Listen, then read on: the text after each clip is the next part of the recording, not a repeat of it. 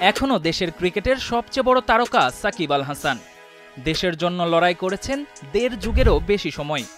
বিশ্বমঞ্চে চিনিয়েছেন বাংলাদেশকে। যে দেশের জন্য এত কিছু করেছেন সাকিব, সেই দেশের কাছে জানালেন মনের ছোট্ট এক ইচ্ছের কথা। দেশের হয়ে পূর্ণাঙ্গ একটি হোম সিরিজ খেলে ক্রিকেটকে বিদায় জানাতে চান বাংলার পোস্টার বয়। 3 ফরম্যাটের সিরিজেই একবার করে প্রতিনিধিত্ব করতে চান তিনি।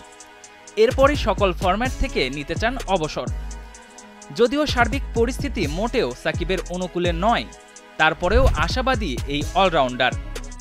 বিয়ার্ড বিফোর উইকেট পডকাস্টে এই ইচ্ছের কথা নিজেই জানান সাকিব আল হাসান।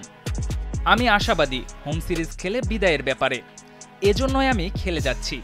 এটি আমার একমাত্র কারণ যে আমি খেলে যাচ্ছি।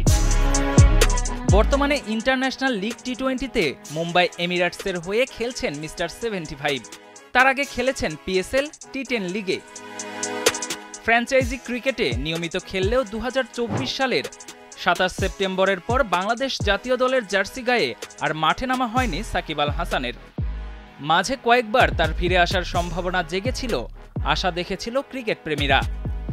নিজেও বারবার বলেছেন মিরপুর শেরেবাংলা স্টেডিয়ামে দেশের মাটিতে শেষ ম্যাচ খেলেই বিদায় নিতে চান তিনি। কিন্তু নানা পরিস্থিতিতে সেই স্বপ্ন আর বাস্তব হয়নি। তবুও সাকিবের শেষ ইচ্ছে শেষবার দেশের জার্সি গায়ে মাঠে নামা, দেশের হয়ে খেলেই ক্রিকেটকে বিদায় বলা। Ashraful Islam, star news.